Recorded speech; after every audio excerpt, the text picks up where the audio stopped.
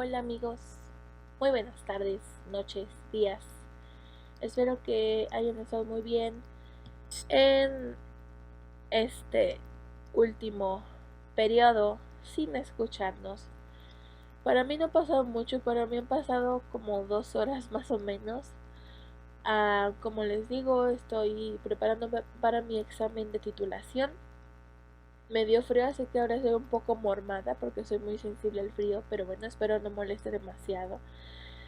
Como les prometí, hoy vamos a ver la segunda parte de la norma oficial mexicana 007 SSA2 1993 respecto a la atención a la mujer durante el embarazo, parto y puerperio y del recién nacido. Vamos a ver los últimos 10 tópicos de esta prevención de bajo peso al nacimiento, atención del parto, atención al puerperio, atención al recién nacido, protección y fomento de la lactancia materna exclusiva, manejo del niño con bajo peso al nacimiento, prevención del retraso mental producido por hipotiroidismo congénito, promoción de la salud materno-infantil, registro e información y finalmente comentaremos algunos apéndices que hay. Pues sin más demora, una cosa más. Quiero aclarar que yo vi que dice podcasts como si fuera gatos y no me había fijado, creí que sí decía podcast con ST como se supone que debe decir, pero pues no dice y la verdad que hice todas mis plantillas así, creo que se ve bonito, además me encantan los gatos, entonces lo voy a dejar así. Espero no lastime ningún ego malinchista de nadie. Si es inglés, sé lo básico de inglés, no me juzguen. Simplemente encontré la imagen y me gustó y creo que se ve muy bien. Además la encontré en alta resolución que no se ve tan pixeleado, entonces, pues sí. Empecemos entonces con nuestro punto número 11, nuestro tópico número 11, que es prevención del bajo peso al nacimiento. En todas las unidades de salud que dan atención obstétrica se deben establecer procedimientos escritos para la prevención, detección oportuna del riesgo y manejo adecuado de la prematurez y el bajo peso al nacimiento, es decir, retraso del crecimiento intrauterino. La detección oportuna del bajo peso incluye 2 etapas, durante el embarazo y al nacimiento. Los procedimientos preventivos deben incluir la orientación a la mujer embarazada para la prevención y para identificar los signos de alarma y buscar la atención médica oportuna. Para detectar el bajo peso al nacer se debe realizar periódica y sistemáticamente el seguimiento de la altura del fondo uterino de acuerdo al apéndice A normativo. Repito, ahorita vamos a discutir los apéndices. El manejo de la prematurez implica el diagnóstico y el tratamiento oportunos de la amenaza de parto prematuro, así como de la aceleración de la biosíntesis de los factores tensioactivos del pulmón fetal y el manejo adecuado del recién nacido pretérmino o prematuro. Y aquí ya no ¿se acuerdan que en la primera parte dijimos que pretérmino y prematuro eran similares, o sea, eran iguales? Y pues sí, aquí lo aclara porque lo pone entre paréntesis. Ok, estamos en la página número 7 de nuestra norma. Tópico número 12. Atención del parto. Toda unidad médica con atención obstétrica debe tener procedimientos para la atención del parto en condiciones normales, con especial énfasis en los siguientes aspectos. A toda mujer que ingrese para atención obstétrica se le elaborará en su caso el expediente clínico, la historia clínica, así como el partograma. 2. Durante el trabajo de parto normal se propiciará la deambulación alternada con reposo en posición sentada y de cúbito lateral para mejorar el trabajo de parto, las condiciones del feto y de la madre, respetando sobre todo las posiciones que la embarazada desee utilizar, siempre que no exista contraindicación médica. 3. No debe llevarse a cabo el empleo rutinario de analgésicos, sedantes y anestesia durante el trabajo de parto normal. En casos excepcionales se aplicará según el criterio médico, previa información y autorización de la parturienta. Era de lo que me quejaba en la primera parte de esta norma, ¿se acuerdan? Que me puse loquita. Bueno, pues no lo digo yo, lo dice la norma, ¿ok? 4. No debe aplicarse de manera rutinaria la inducción y conducción del trabajo de parto normal, ni la ruptura artificial de las membranas con el solo motivo de afrontar el parto. Estos procedimientos deben tener una justificación por escrito y realizarse bajo vigilancia estrecha por médicos que conozcan a fondo la fisiología obstétrica y aplicando la norma institucional al respecto. 5. En los hospitales se requiere la existencia de criterios técnicos médicos por escrito para el uso racional de tecnologías como la cardiotocografía y el ultrasonido, o sea que tampoco se pueden andar usando como si fuera gel antibacterial, ¿ok? 6.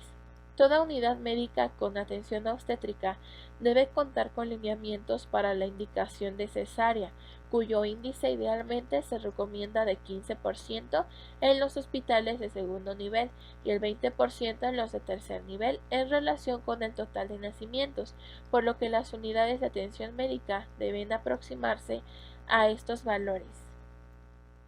Ok, toda unidad médica que atienda partos debe contar con lineamientos para indicar una cesárea y este índice para indicar cesárea debe ser del 15% en segundo nivel y 20% en tercer nivel. Ok. 7. El rasurado del vello púbico y la aplicación de enema evacuante durante el trabajo de parto debe realizarse por indicación médica e informando a la mujer. 8. La episiotomía debe practicarse solo por personal médico calificado y conocimiento de la técnica de reparación adecuada. Su indicación debe ser por escrito e informado a la mujer. Ok, aquí tomamos dos puntos, la tricotomía y la episiotomía. La tricotomía es el rasurado del vello púbico y tiene que ser consentido por la mujer. Y la episiotomía, que es ese corte que hacen los obstetras para que la cabeza del bebé pueda salir bien. Cuando el canal vaginal es demasiado estrecho, realizan un corte a nivel de entre, ya ven que entre la vagina y el ano hay un intermedio que es el periné, ese lo cortan un poquito para que el bebé pueda tener esos milímetros de apoyo para poder salir. Esa es la episiotomía y también solo puede realizarse si la madre lo autoriza.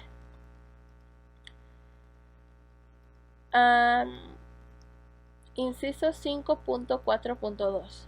El control del trabajo de parto normal debe incluir 1. La verificación y registro de la contractilidad uterina y el latido cardíaco fetal antes, durante y después de la contracción uterina, al menos cada 30 minutos. Ok.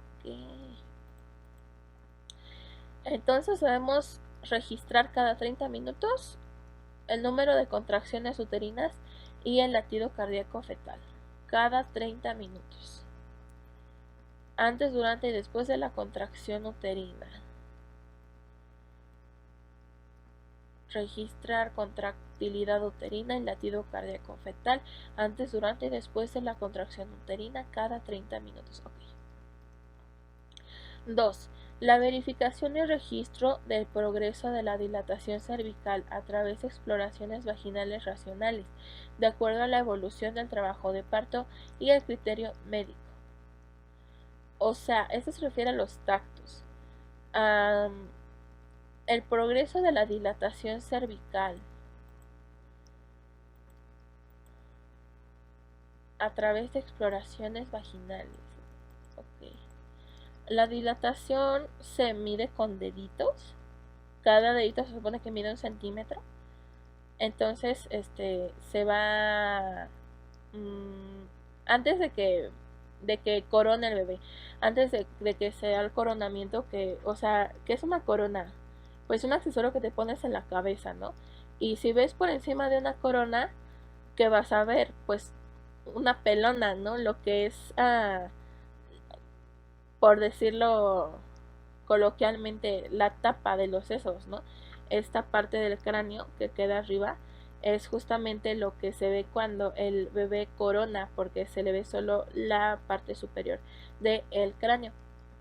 En el proceso dice que coronó, pero antes de que corone y que se mida ya con los dedos abiertos, se mide la dilatación del cervix con deditos, con un dedito, de 2 deditos, de 3 deditos, es decir, de 1 centímetro, 3 centímetros. Y esto no se tiene que tocar a la paciente porque pues hay riesgo de infecciones y demás factores que son indeseables. Por eso las exploraciones vaginales dice que tienen que ser racionales y de acuerdo a lo que veamos que necesita la paciente, de acuerdo a las necesidades de la paciente y el escenario que se esté presentando. 3. El registro del pulso, tensión arterial y temperatura como mínimo cada 4 horas, considerando la evolución clínica. Entonces, pulso, tensión arterial y temperatura se debe checar cada 4 horas.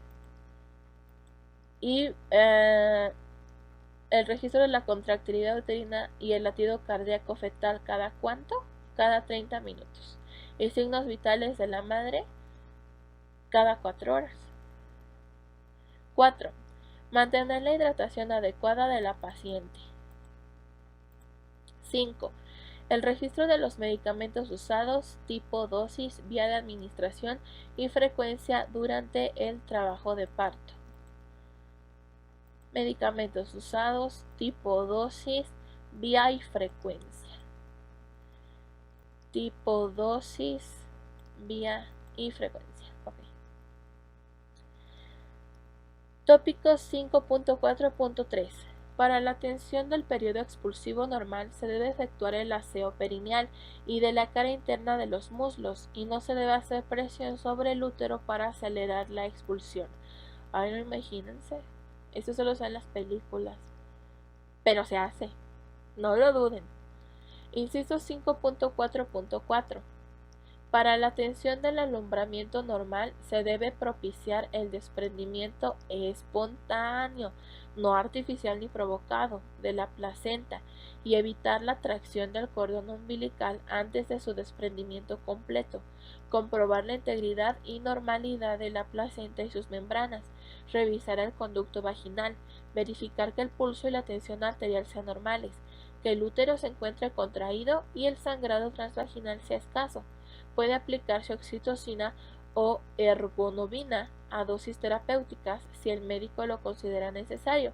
¿Para qué? Para que se termine de alumbrar la placenta. ¿Ok? Tópico 5.4.5. Los datos correspondientes al resultado del parto deben ser consignados en el expediente clínico y en el carnet perinatal materno, incluyendo al menos los siguientes datos.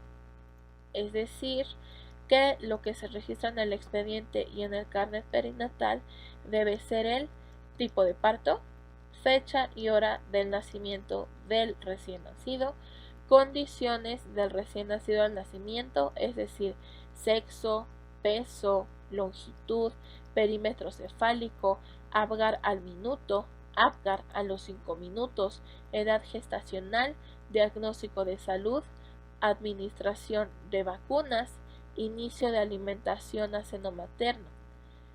Y 4. En su caso, método de planificación familiar posparto elegido.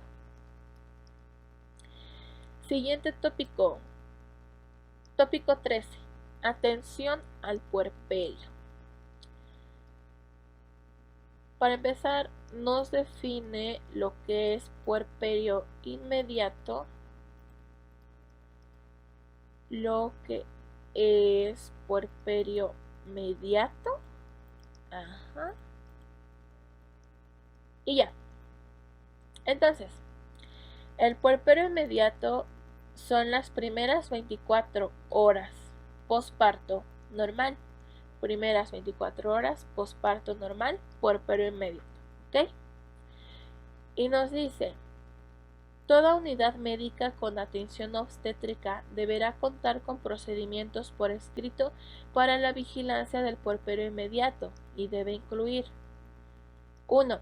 En los primeros 30 minutos, el inicio de la lactancia materna exclusiva en aquellas mujeres cuyas condiciones lo permitan y la indicación de alimentación a seno materno a libre demanda. 2. En las primeras 2 horas, la verificación de normalidad del pulso, TA y temperatura, sangrado transvaginal, tono y tamaño del útero y presencia de la micción. Luego, de estas 2 horas se tiene que realizar cada 8 horas. 3. En las primeras 6 horas se debe de favorecer la deambulación, la alimentación normal y la hidratación. Informar a la paciente sobre signos y síntomas de complicación. Fíjense, es en las primeras 6 horas. Siguiente recomendación. Se recomienda aplicar a las madres RH0 negativas con producto RH0 positivo la globulina inmune anti-RH0 preferentemente dentro de las primeras 72 horas siguientes al parto, aborto, cesárea, amniocentesis o cualquier otro evento obstétrico invasivo capaz de ocasionar hemorragia fetomaterna y que pueda condicionar en la madre inmunización del antígeno D, que estuviese en la superficie de los glóbulos rojos del producto. Siguiente recomendación. Durante el internamiento y antes del alta, orientar a la madre sobre los cuidados del recién nacido, sobre la técnica de la lactancia materna exclusiva y los signos de alarma que ameritan atención médica de ambos. Última recomendación. Se debe promover desde la atención prenatal hasta el puerperio inmediato que la vigilancia del puerperio normal se lleve a cabo preferentemente con un mínimo de 3 controles. Se debe promover desde la atención prenatal, es decir, desde sus consultas prenatales, que la vigilancia del puerperio se lleve, o sea, con mínimo 3 consultas. Ok, de nuevo. Desde que está en sus consultas prenatales debemos decir a la paciente que ya que llega el puerperio, ya que dé a luz a su bebé, como se dice, debe de acudir a otros 3 controles más como mínimo para checar que su puerperio sea sano y normal, ¿ok? Entonces, en resumen del inciso 5.5, puerperio inmediato. Si la unidad obstétrica donde va tu paciente no promueve la lactancia en los primeros 30 minutos, como indica la norma, no monitoriza los signos vitales, el sangrado transvaginal, tono, tamaño del útero y uresis normal cada 8 horas, tampoco está haciendo un buen trabajo, también está infringiendo la norma. Si tampoco en las primeras 6 horas favorece la deambulación de la madre y como si todo estuviera normal, alimentación, hidratación, deambulación, etcétera, si no lo promueve también está infringiendo la norma. ¿Qué más? También a las madres con producto RH positivo se les debe aplicar globulina inmune anti-RH0 en los primeros 3 días después de el parto, sea cual sea la situación del parto, si haya sido parto, aborto, cesárea o amniocentesis, ok. Y se debe informar a la madre sobre los cuidados del recién nacido, lactancia, signos de alarma, ok. Ahora, el puerperio inmediato. Si el puerperio inmediato es en las primeras 24 horas y pasa todo lo que acabamos de mencionar y se tiene que hacer todo lo que acabamos de mencionar. El puerperio mediato es el que es después, ¿no? Como que el de segunda prioridad o el segundo que aparece en la línea del tiempo. Entonces, si las primeras 24 horas fueron 12 días, cada día tiene 12 horas, entonces 24 horas son 2 días, ¿estamos de acuerdo? Entonces, ¿a partir de qué día va a ser el puerperio mediato? Si ya el puerperio inmediato fueron estos primeros 2 días, pues el segundo al séptimo día es el puerperio mediato. Y el puerperio tardío es del octavo al día 42, es decir, al final de la cuarentena. Repito, puerperio inmediato, primeras 24 horas o primeros 2 días. Puerperio mediato del segundo al séptimo día, es decir, del segundo día hasta la primera semana de puerperio. Y el puerperio tardío es el octavo día hasta el final de la cuarentena, es decir, al día 42. La norma recomienda que se deberá proporcionar un mínimo de 3 consultas, como ya lo habíamos visto arriba, con una periodicidad que abarque el término de la primera semana y el término del primer mes. El segundo control debe realizarse dentro del margen del periodo, acorde con el estado de salud de la mujer. Entonces, en la primera semana debe llevarse la primera consulta y al término del primer mes, o sea, cuando se cumpla un mes, cuando se cumplen los 30 días, la segunda consulta, y ya a partir de ahí el médico dictaminará cuándo sería la siguiente o las siguientes consultas en caso de ser necesario. Siguiente recomendación: se vigilará la involución uterina, los loquios, la tensión arterial, el pulso y la temperatura en el puerperio mediato. Ok. Involución uterina, loquios, tensión arterial, pulso y temperatura de la madre, obviamente. También en el puerperio mediato se orientará a la madre en los cuidados del recién nacido, la lactancia materna exclusiva, métodos de planificación familiar, alimentación materna y cambios emocionales que pueden presentarse durante el posparto. Siguiente tópico: atención del recién nacido. Tópico número 14. Atención del recién nacido. La atención del recién nacido vivo implica la asistencia en el momento del nacimiento, así como el control a los 7 días y a los 28 días, que es cuando deja de ser recién nacido. Es decir, que lo vamos a atender cuando cumpla una semana, es decir, 7 días, y cuando termine su etiqueta, su periodo de desarrollo de recién nacido a los 28 días.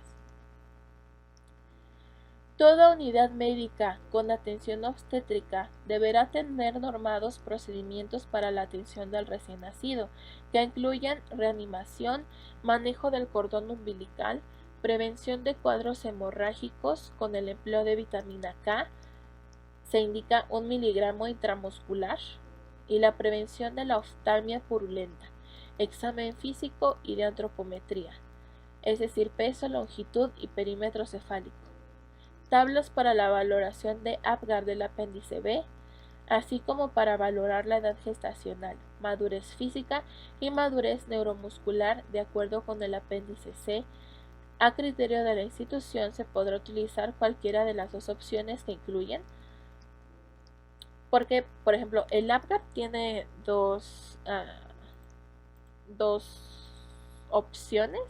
Una que trae solo los criterios fisiológicos y otra que incluye 2 criterios neurológicos. Pero pues yo creo por eso dice que la institución podrá decir cuál es la que quiero utilizar. También la vacunación BCG y antipoliomielítica, alojamiento conjunto madre-hijo y lactancia materna exclusiva. Ok, esto es mucho, no le entendí muy bien. Dice que toda unidad médica que ofrezca atención obstétrica deberá realizar Los cuidados al recién nacido, que incluyen 1. Reanimación. 2. Manejo del cordón umbilical. 3. Prevención de hemorragia, aplicando profilaxis de vitamina K, 1 miligramo intramuscular. 4. Prevención de oftalmia purulenta. ¿Con qué? Con profilaxis ocular. 5. Examen físico y de antropometría. Y en la antropometría incluimos peso, longitud y perímetro cefálico. 6. Hay que incluir tablas de Apgar y otros métodos para valorar la edad gestacional, madurez física y madurez neuromuscular. También los cuidados al recién nacido incluyen la vacunación BCG y antipoliomielítica. También incluye el alojamiento conjunto madre-hijo y la lactancia materna exclusiva.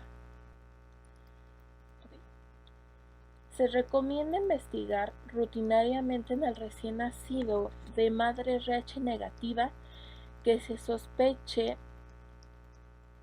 riesgo de isoinmunización, el grupo ABO, el factor RH0, su variante débil de MU y la prueba de antiglobulina directa. Prueba COMS. Ok, no tengo idea de qué significa esto. Voy a tener que preguntar porque no lo entendí muy bien. Esto viene en la página 10 y es el inciso 5.6.3. Repito, se recomienda investigar rutinariamente en el recién nacido de madre RH negativa que se sospeche riesgo de isoinmunización, el grupo ABO, el factor RH0, su variante débil de MU y la prueba de antiglobulina directa. Y todo eso es la prueba COMS, supongo. Solo cuando el recién nacido es de madre RH negativa, pero que se sospecha el riesgo de isoinmunización. Se recomienda hacer esta prueba COMS, que incluye grupo ABO, factor RH y su variante de MU o micro, no sé qué sea. Okay. Bueno, inciso 5.6.4. En el recién nacido debe eliminarse como práctica rutinaria y solo por indicación médica realizarse la aspiración de secreciones por sonda, lavado gástrico, ayuno, administración de soluciones glucosadas, agua o fórmula láctea, biberón y separación madre-hijo. Esto son intervenciones que se clasifican como extremas o como no deseables en un escenario normal porque son demasiado agresivas tanto física como emocionalmente. Tan solo la aspiración de secreciones se tiene que hacer con un manguito. Es como, pues sí, no me acuerdo cómo se llama. Es de silicón y es gordito y termina en una punta, entonces ese gordito es como un globo y lo aprietas y lo sueltas, lo aprietas y lo sueltas para que vaya limpiando la mucosa excedente de las fosas nasales. No me acuerdo cómo se llama, comenten cómo se llama, se me olvidó. El lavado gástrico, pues ¿para qué vas a agarrar y a lavarle su flora simbiótica que tiene en el estómago y en los pulmones? No se hace lavado. Tampoco se aplican soluciones a menos de que el pediatra lo indique por algún tipo de deshidratación o alteración a nivel de electrolitos o glucosa. Mucho menos la separación madre-hijo. Fórmula láctea menos porque se tiene que fomentar la lactancia desde el inicio para que sea, como dice, su primera vacuna, ni tampoco el biberón. Entonces pues estas son, les digo, como últimos recursos o tratamientos especiales en casos especiales. Inciso 5.6.5. En ningún caso se mantendrá un recién nacido en ayuno por más de 4 horas, sin el aporte, cuando menos, de soluciones glucosadas, y más de 4 días sin nutrición natural o artificial. Si la unidad médica no cuenta con el recurso, deberá remitir el caso a la unidad correspondiente para su valoración y tratamiento. Ok, este inciso nos habla sobre el ayuno y dice que por más de 4 horas no debe mantenerse el ayuno. Por más de 4 horas mínimo tiene que tener una alimentación parenteral con solución glucosadita. Y no se debe de tener así más de 4 días sin nutrición natural o artificial. ¿Ok? Siguiente tópico. Protección y fomento de la lactancia materna exclusiva es el tópico 15. Toda unidad médica de atención obstétrica deberá tener criterios y procedimientos para la protección y fomento de la lactancia materna exclusiva, atendiendo a las condiciones sociales, culturales y laborales de la mujer lactante. Es decir, no discriminación, aquí somos pro lactancia. Ok, estos criterios y procedimientos deben ser la base para la capacitación del personal e información a las madres. Toda unidad de atención médica deberá tener criterios y procedimientos para el alojamiento conjunto del recién nacido normal y la madre durante su permanencia en esta. La atención a la madre durante la lactancia debe comprender la vigilancia estrecha de la prescripción y uso de medicamentos con efectos indeseables en el niño. El médico responsable de la atención de la madre debe informar al médico responsable de la atención del recién nacido cuando sean diferentes, del empleo de cualquier medicamento en la madre durante el puerperio. Las unidades médicas deben ofrecer las condiciones para que las madres puedan practicar la lactancia materna exclusiva, excepto en casos médicamente justificados.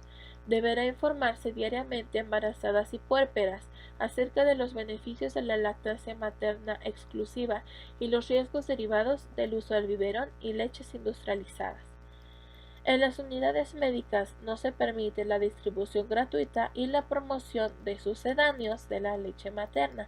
Recordemos que la sesión pasada vimos que sucedáneos son como tu ex, que te reemplaza porque dice que tus secreciones son reemplazables, entonces te reemplaza. Eso es sucedáneo de la leche materna, ¿ok? En este caso. En las unidades de salud no se emplearán representantes de servicios profesionales, de enfermeras de maternidad o personal análogo, remunerado por los fabricantes o los distribuidores de los productos lácteos. O sea, que te compren, que te patrocinen porque digas que sus productos lácteos son buenos. No. Eso es ética, amigos. Eso es ética. Los fabricantes o distribuidores de sucedáneos de la leche materna no ofrecerán incentivos financieros o materiales al personal de las unidades de salud con el propósito de promover sus productos. O sea, ¿quieres comprarme? No, amigos. Lo bueno que no hay. O bueno, no me ha tocado. ¿Ustedes sí? Finalmente queda sujeta la entrega y o indicación de sucedáneos de la leche materna a menores de 4 meses, únicamente bajo prescripción médica y con justificación por escrito, en las unidades de atención de parto y en las de consulta externa. Tópico 16. Manejo del niño con bajo peso al nacimiento. Página 10. Inciso 5.8. Esto suena mejor. Así lo haré, se los prometo, para que encuentren mejor los tópicos. Nos dice, al nacimiento, utilizar la curva de crecimiento intrauterino para clasificar al recién nacido y tomar las medidas pertinentes en su manejo de conformidad con el apéndice D normativo. Se recomienda utilizar la clasificación mexicana de Jurado García o la clasificación internacional adaptada de Battaglia y Lubchenco. Ok, no sé pronunciar, ok. Pero este es el inciso 5.8.1. por si lo quieren revisar. Siguiente inciso.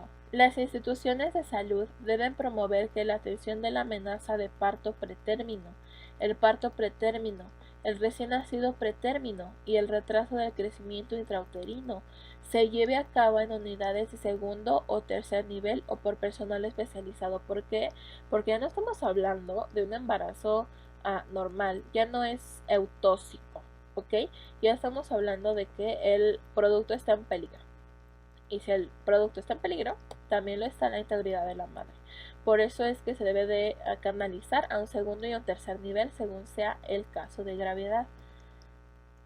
Siguiente inciso.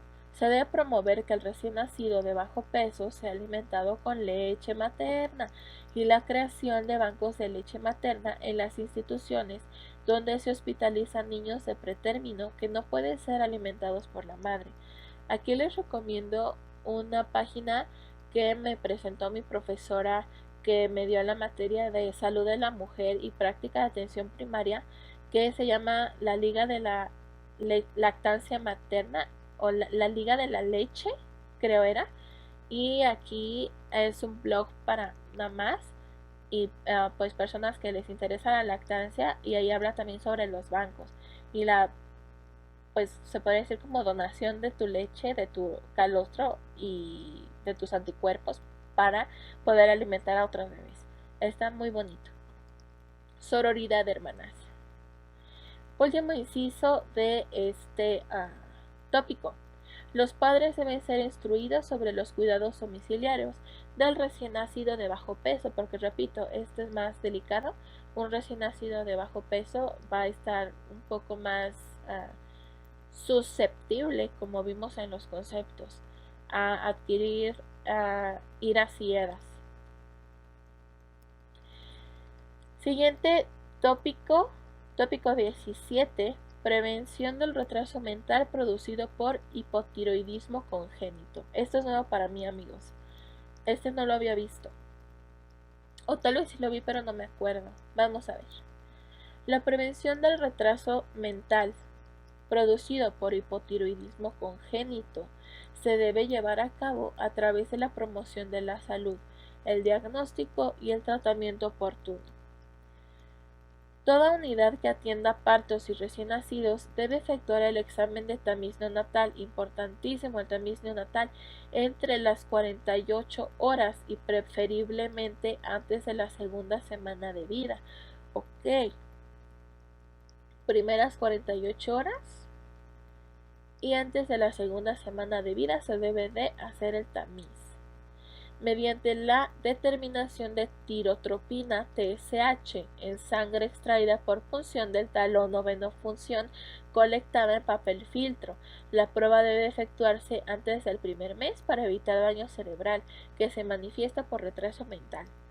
Vean, sí, de hecho yo realicé dos tamices yo solita en mi práctica de atención primaria, y es esto, está en el inciso 5.9 de la norma. Ok. La muestra puede ser tomada en el transcurso de la primera media hora a través de sangre del cordón umbilical, lo que debe explicitarse en la hoja del papel filtro que se envía al laboratorio. Ok, pero entonces se podría tomar, el primer tamiz que se tomaría sería en la primera media hora con la sangre del cordón, y luego el del talón entre las 48 horas y las 2 semanas de vida. O sea que se realizarían dos. ¿Alguien me puede explicar? ¿Me pueden contestar? Por favor. Ok, siguiente inciso. La muestra de sangre debe remitirse a un laboratorio previamente definido a nivel de la institución que corresponda o de conformidad con convenios de coordinación establecidos para el efecto. El resultado debe remitirse a la unidad de salud correspondiente en un plazo no mayor de 2 semanas. Ok. Los resultados deben estar en 2 semanas.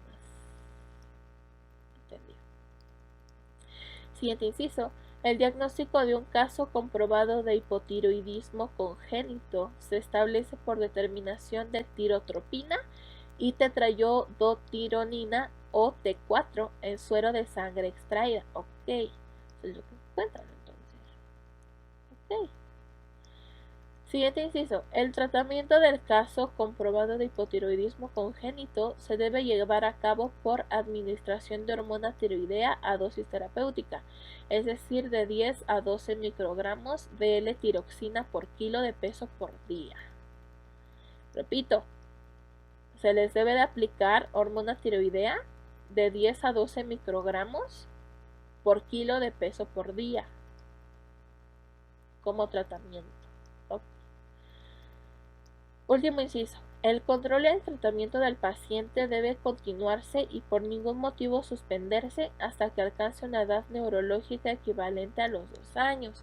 Si se requiere corroborar el diagnóstico, a partir de ese momento se puede suspender durante 6 a 8 semanas el tratamiento y realizar nuevos exámenes tiroideos. ¿Para qué? Supongo que para que la hormona L-tiroxina que se aplica como dosis terapéutica se excrete, se pueda metabolizar y no altere los resultados, ¿no? Amigos, de verdad, si algún licenciado de la salud está escuchando esto y estoy diciendo algo malo, porfi, comenten para que no nos vayamos con esa idea, porque yo solo estoy analizando lo que estoy estudiando, no soy experta ni nada, solo soy una estudiante estudiando. Imagínense que esto es como un grupo de estudio y es como si estuviéramos debatiendo, leyendo, entonces, por favor, retroalimentenme. Siguiente tópico. 18. Promoción de la salud materno-infantil.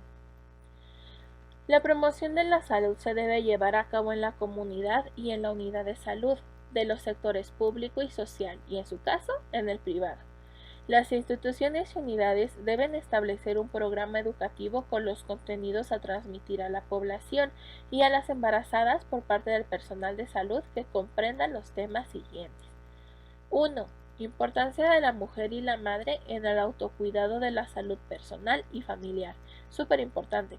La madre es la que incluso establece esos dogmas de alimentación, de mala alimentación o de mal cuidado, ¿no? Entonces, completamente cierto y necesario.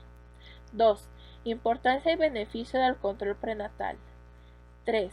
Orientación alimentaria y nutricional e higiene de los alimentos para prevenir, por ejemplo, hepatitis, ¿no? Que hay tipos de hepatitis, pero una de ellas se transmite por alimentos, creo que eran dos.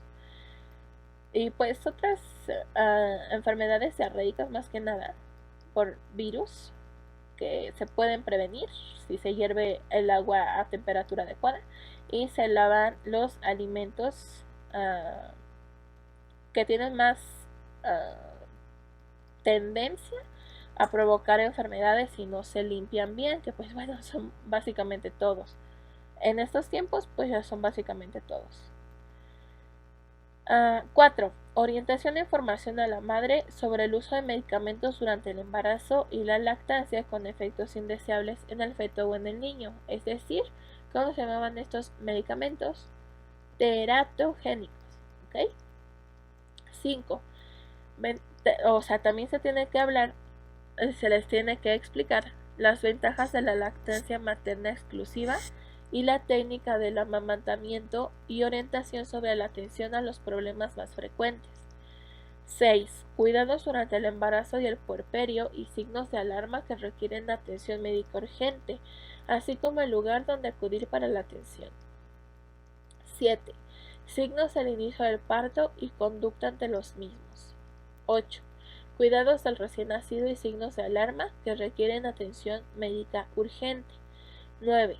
Importancia de la vigilancia nutricional del crecimiento y desarrollo en las diferentes etapas del niño. 10. Prevención y control de enfermedades diarreicas y manejo del sobrevida suero-oral. 11. Prevención de las infecciones agudas de vías respiratorias. 12. Esquema de vacunación. 13. Planificación familiar desde el control prenatal e información de los métodos posparto. 14. Prevención del retraso mental por hipotiroidismo congénito. 15. Prevención del bajo peso al nacimiento. 16. Información sobre los cambios físicos y emocionales de la embarazada. 17. Importancia de la participación de la pareja y o familia durante el proceso grávido puerperal. Siguiente tópico, tópico 19. Registro e información. Las instituciones y unidades de atención médica deben efectuar el registro de las atenciones a embarazadas, parturientas y puérperas y recién nacidos mediante formatos únicos. Estos formatos deben ser llenados por el personal de salud que presta el servicio y concentrados por el personal responsable de la estadística de la unidad y de la institución. Con el propósito de alimentar el Sistema Nacional de Información en Salud, se debe asegurar el registro, procesamiento y entrega de información a la Secretaría de Salud de las actividades enseguida mencionadas, de acuerdo a la periodicidad requerida. Esta debe ser remitida a través de los canales institucionales establecidos.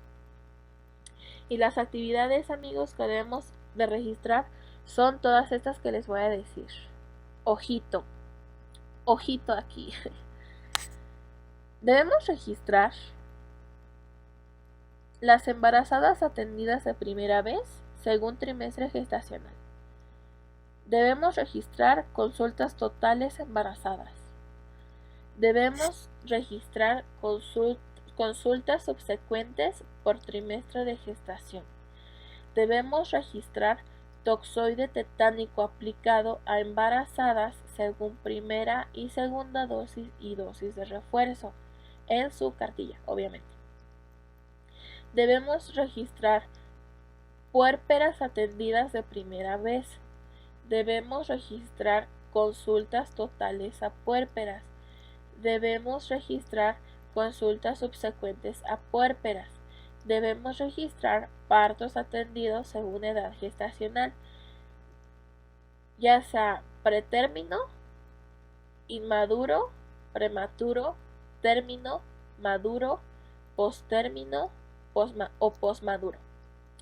Debemos registrar partos atendidos según características de normalidad, es decir, eutóxicos, distóxicos, partos también debemos registrar partos distóxicos según vía de resolución, o sea, si fue vía vaginal, vía abdominal o abortos atendidos. También debemos registrar nacidos vivos según el peso al nacer en gramos, no en kilos, porque pues si yo les he estado diciendo en kilos en algunas ocasiones porque para mí es más fácil, pero si yo les digo 2,5 kilos son 2.500 gramos, o sea, no hay pierde, pero bueno. Debemos registrar nacidos vivos según el peso al nacer en gramos, considerando los siguientes grupos: 500 a 999 gramos, 1000 a 2499 gramos, 2500 a 3499 gramos y 3500 o más gramos. Registro de información viene en la página 12 y es el tópico de la norma 5.11, ¿ok? Ahorita mismo estamos en la página 13. Debemos registrar muertes fetales según edad gestacional de acuerdo a los grupos de pretérmino, inmaduro, prematuro. Debemos registrar muertes fetales según edad gestacional de acuerdo a los grupos de pretérmino, término y postérmino, ¿ok? Muertes fetales según edad gestacional de acuerdo a los siguientes grupos. Grupo pretérmino incluye inmaduro de 21 a 27 semanas. También incluye prematuro de 28 a 37 semanas.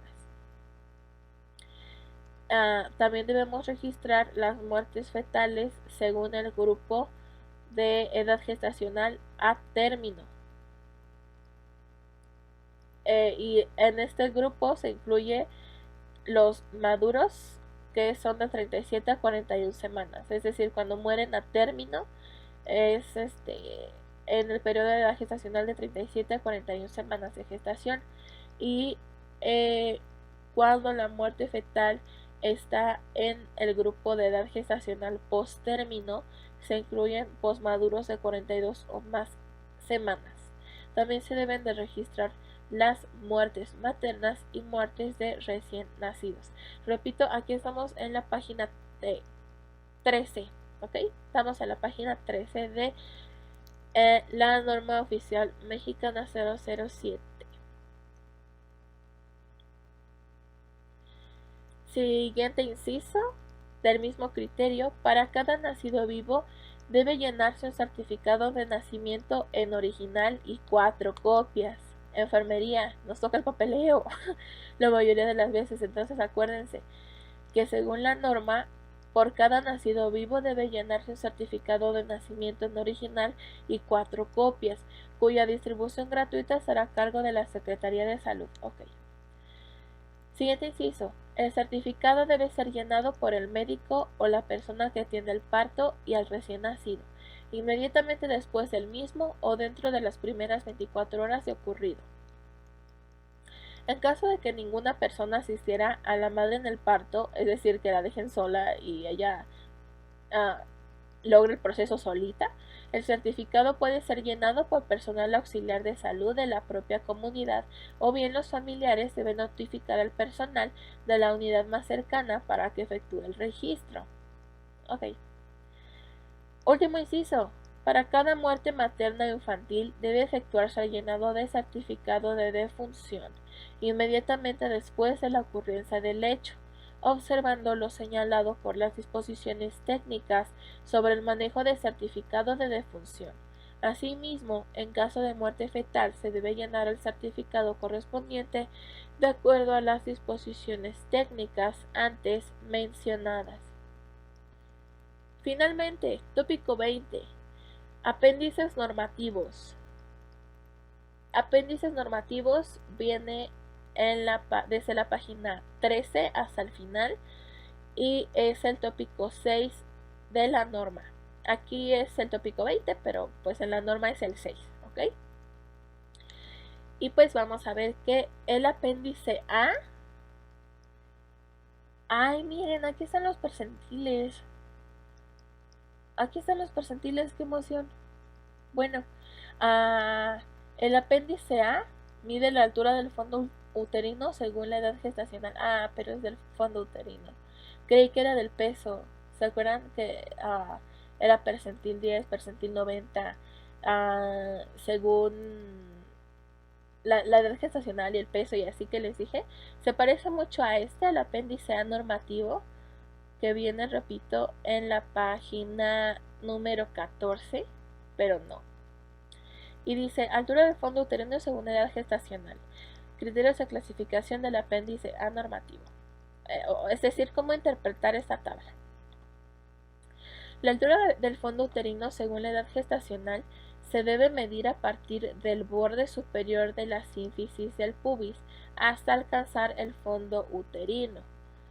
Es decir, localizamos con la mano la sínfisis del pubis y a partir de ahí vamos subiendo la mano hasta que se suma la mano. O sea, no hay que apretar mucho, pero sí hay que calcular en donde se siente el globito de lo que es el útero. De acuerdo con los hallazgos encontrados, se clasifica de la siguiente manera: normal o anormal. Normal es cuando esté entre los percentiles 10 y 90 de la curva de altura de fondo uterino según la edad gestacional. Se continuará con los controles normales si es que es normal, ¿ok? Si es anormal, bueno, pues cuando es anormal se encuentra por debajo del percentil 10 o por encima del 90. Amerita la investigación y tratamiento de los factores condicionantes, como por ejemplo el tabaquismo, alcoholismo, anemia, etc. Y la orientación nutricional correspondiente. Se deberá citar cada 15 días y consultar con especialista en caso de ser anormal, ¿ok? El apéndice B viene en la página 15 es de la valoración de Apgar, que, bueno, les voy a leer aquí lo que dice para la interpretación de la tablita del método Apgar. Se valorará el recién nacido de acuerdo con el método de Apgar al minuto y a los 5 minutos. La valoración a los 5 minutos dará la calificación del estado de salud del recién nacido. De acuerdo con los hallazgos obtenidos, se clasificará de la siguiente manera: sin depresión, con depresión moderada y con depresión severa. Sin depresión es cuando obtiene de 7 a 10 puntos. Con depresión moderada cuando obtiene de 4 a 6 puntos. Y con depresión severa cuando obtiene 3 o menos puntos. Al recién nacido con calificación de Apgar de 7 o más, se le considera normal, es decir, sin depresión. Se debe continuar con su atención y pasar con su madre a alojamiento conjunto e iniciar lactancia materna exclusiva. Pero si tiene menos de 6 puntos, es decir, cuando hay depresión moderada, se debe de meter a observación hospitalaria. Y pues los signos que evalúa el método de Apgar son frecuencia cardíaca, esfuerzo respiratorio, tono muscular, irritabilidad refleja y color. Por eso es Apgar, como de apariencia, pulso, gestos. Espera, aquí lo tengo. Era apariencia, pulso, gesticulación, actividad muscular y respiración.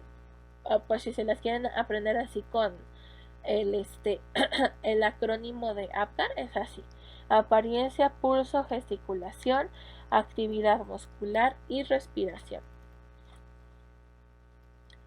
A cada uno de estos signos se le da una puntuación de 0, 1 o 2. Y aquí 0 es el peor resultado. Y 10 es el mayor resultado.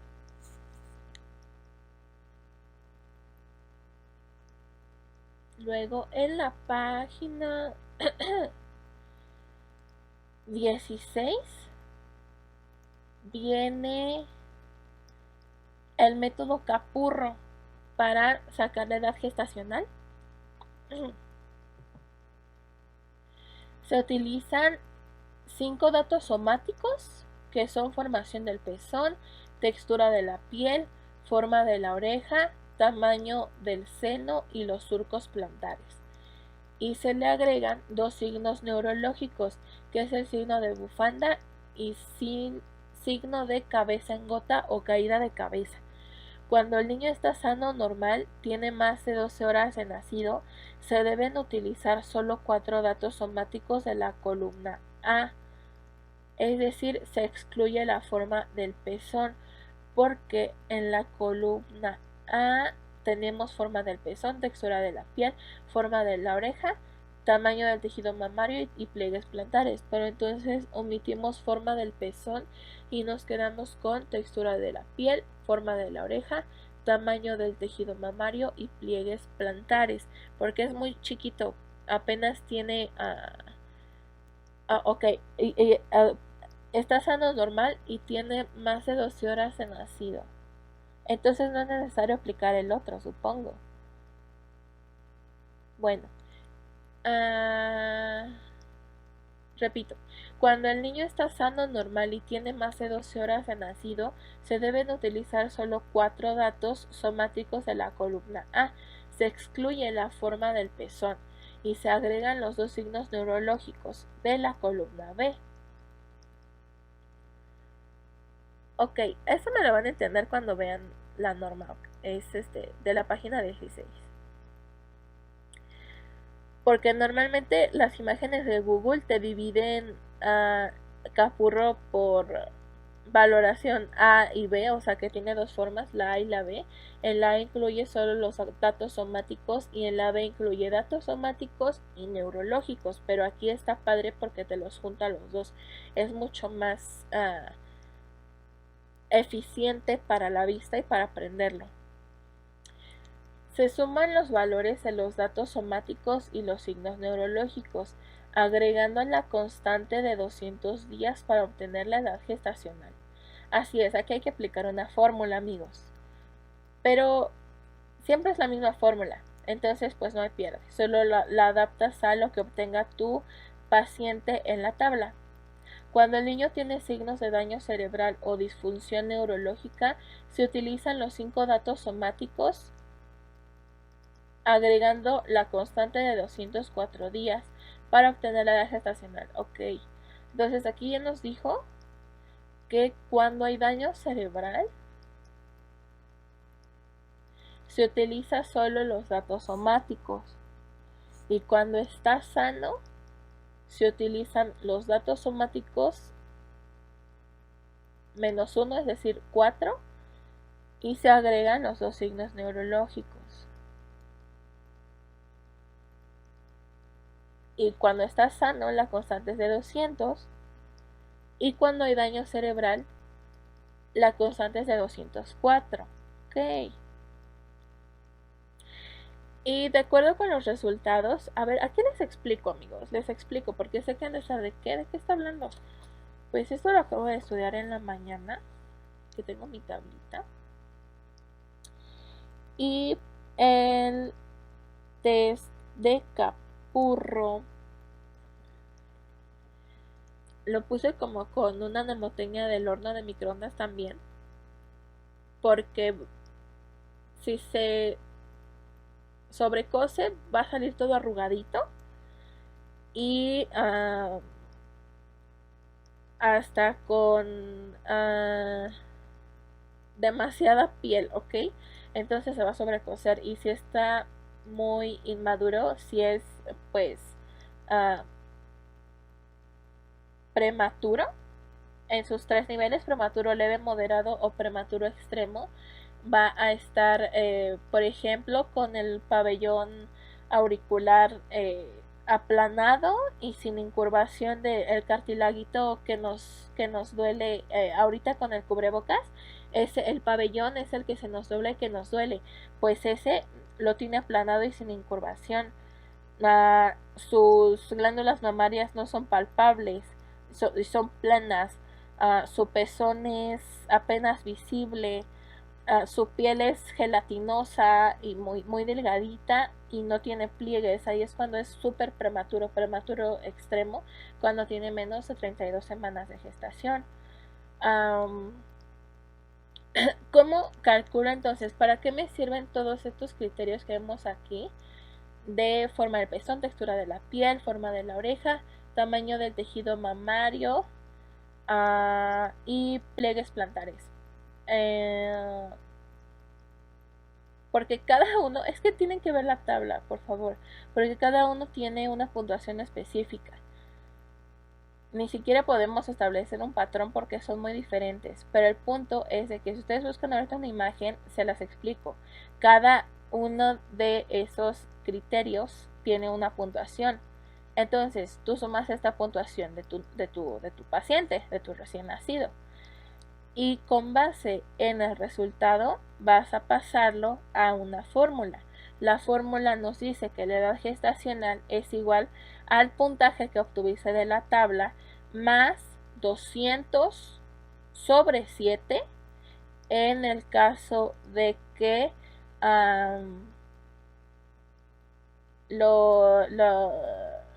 el paciente esté sano, ¿ok? Que aquí dice, se suman los valores de los datos somáticos y los signos neurológicos agregando la constante de 200 días sobre 7. Y cuando se utiliza en lugar de 200, 204 es cuando hay daño cerebral. Repito, ok, tranquilo. Cuando el niño tiene signos de daño cerebral, se utiliza la fórmula siguiente. Edad gestacional es igual a puntaje obtenido por la tabla más 204 sobre 7. ¿Ok? Y cuando el niño está sano, se utiliza en lugar de 204, 200. Entonces, cuando el niño está sano, la edad gestacional es igual al puntaje de la tabla más 200 sobre 7. Y ya luego estos resultados los vamos a leer con la clasificación de cocción de nuestro horno de microondas. Si el resultado nos sale de 42 o más semanas, va a ser postmaduro. ¿Por qué? Porque nuestra fórmula de edad gestacional va a calcular las semanas de gestación. ¿Está bien? Entonces, ya que tenemos este resultado, nos pasamos a nuestra tabla. Busquen la imagen, por favor. Ahí está la tablita de resultados. Postmaduro va a ir de 42 a más semanas. Es decir, si nuestro resultado es 42, 43, 44, ya va a ser postmaduro. ¿Ok? Cuando nuestro resultado nos sale de 37 a 41, es un recién nacido a término.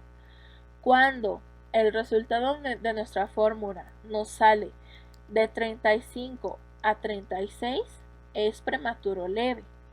Cuando el resultado de nuestra fórmula de edad gestacional nos sale de 32 a 34 semanas de gestación, es prematuro moderado.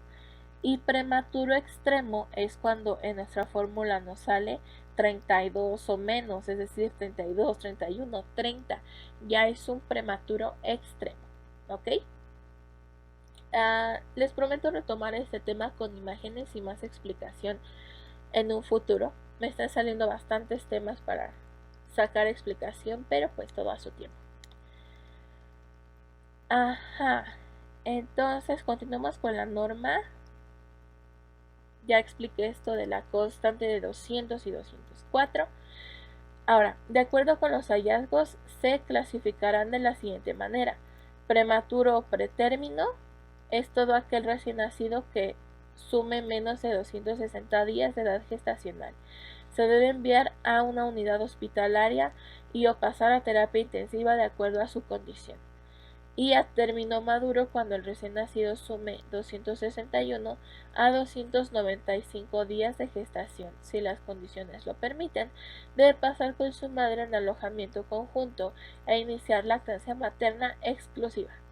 Y la última clasificación según la norma es posttérmino o postmaduro si el recién nacido tiene de 295 días o más de gestación. Debe de observarse durante las primeras 12 horas ante la posibilidad de presentar hipoglucemia o hipocalcemia.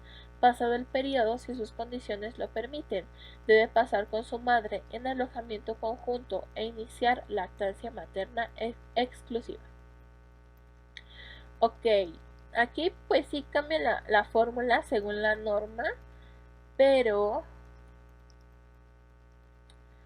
parece que aquí hay que sumar, porque no dice sumas, no dice literalmente, sí, aquí dice se suman. Ok, entonces esto que les expliqué es cierto, chéquenlo en los links que les dejé abajo sobre que se tiene que sumar con la constante y se tiene que dividir entre 7. Pero aquí la norma mexicana maneja otra clasificación que es de únicamente sumar, de sumar lo que obtuvimos de la tabla más 200 en el caso de los recién nacidos sanos. Y en el caso de los recién nacidos con daño cerebral, se tiene que sumar lo que obtuvimos de la tablita más 204. Y ya a partir de ahí lo clasificamos de acuerdo a lo que nos dice en la página 16 y arriba en la parte superior de la página 17. No se preocupen. Ahora hay otra tabla, la de apéndice C, valoración físico-neurológica, o de Bayard. para la valoración físico-neurológica. Se utilizan 6 signos físicos y 6 signos neuromusculares, sumándose los valores de ambos cuadros. El valor o calificación se compara con la escala de madurez del recuadro inferior derecho, que establece las semanas de edad gestacional. De acuerdo con los hallazgos, se clasificarán de la siguiente manera: pretérmino prematuro, atérmino o maduro y postérmino o posmaduro. Si entra en pretérmino o prematuro, es cuando obtiene de 28 a 37 semanas, es decir, 5 a 30 puntos. En estos casos se transfiere para continuar la atención al nivel hospitalario y o terapia intensiva, de acuerdo a su condición. Cuando se obtiene de 35 a 43 puntos, es un recién nacido a término o maduro. Y si las condiciones lo permiten, debe pasar con su madre en alojamiento conjunto e iniciar lactancia materna exclusiva, porque pues es a término, está bien, está perfecto. Y se obtiene de 45 a 50 puntos, es postérmino. Y es cuando tiene de 42 a más semanas. En estos casos debe observarse durante las primeras 12 horas, porque está la posibilidad de presentar hipoglucemia o hipocalcemia pasado el periodo. Si sus condiciones lo permiten, debe pasar con su madre en alojamiento conjunto e iniciar lactancia materna exclusiva. En la página 18 tenemos el apéndice D normativo del crecimiento y desarrollo intrauterino.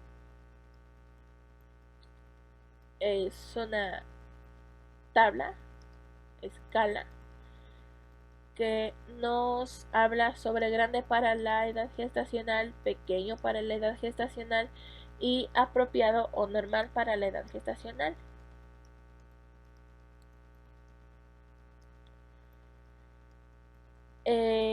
Luego, esta es la segunda opción del apéndice D, viene en la página 19 y dice peso al nacer en relación con la edad gestacional en ambos sexos. Lo clasifica en PEG, AEG y GEG. PEG es pequeño para la edad gestacional, AEG es adecuado para la edad gestacional y GEG es grande para la edad gestacional. Esta gráfica, si no se evalúan los percentiles, aquí están los percentiles. El peso al nacer en gramos relacionado con las semanas, ¿ok? O según las semanas. Aquí les leo lo último que dice crecimiento y desarrollo intrauterinos, peso al nacer en relación con la edad gestacional, gráficas de Bataglia, Lubchenco y Jurado García. Ay, este es lo que decía que no sabía pronunciar, ¿se acuerdan? Ok, esto viene en la página 19, les repito. Y cito: de conformidad con la institución se puede utilizar cualquiera de las dos opciones para determinar el peso al nacer en relación con la edad gestacional. De acuerdo con el peso del recién nacido, a las semanas de gestación calculadas por fecha de última regla, se ubican las gráficas para su clasificación y adopción de medidas integrales. De acuerdo con la edad gestacional, se clasifican pretérmino, término y postérmino, de acuerdo a la edad gestacional. El pretérmino es todo recién nacido antes de las 37 semanas de gestación. El término son los recién nacidos entre las 37 y las 42 semanas de gestación, y los postérminos son los recién nacidos después de las 42 semanas de gestación. También se clasifican de acuerdo a su peso al nacer, que puede ser pequeño, apropiado o grande. El pequeño para su peso es con peso menor del percentil 10. El apropiado para su peso es cuando el peso está entre el percentil 10 y 90. Y el grande es cuando el peso está arriba del percentil 90. Y ya amigos, acabamos la norma oficial mexicana 007. Espero les haya sido de ayuda. Recuerdo que les dije que este era como un podcast, algo mientras ustedes estaban lavando o haciendo cualquier otra actividad. Pero sí estaría padre en esta ocasión que se metieran especialmente a ver los apéndices para que entiendan mejor de lo que estamos hablando, y así podremos jugar a que estamos en un grupo de estudio, ustedes allá, yo aquí, pero bueno, grupo de estudio a final de cuentas. Déjenme sus análisis si quieren aquí en los comentarios. También tengo un Studigram donde voy a subir las fichitas de resumen que hice para lo de los test y las valoraciones del recién nacido, por si las quieren ir a ver. Muchas gracias por estar aquí estudiando conmigo, por estarme escuchando. Espero que les vaya muy bien en sus evaluaciones, y pues les mando un gran abrazo a la distancia y besos en la coffee, amigos. Adiós.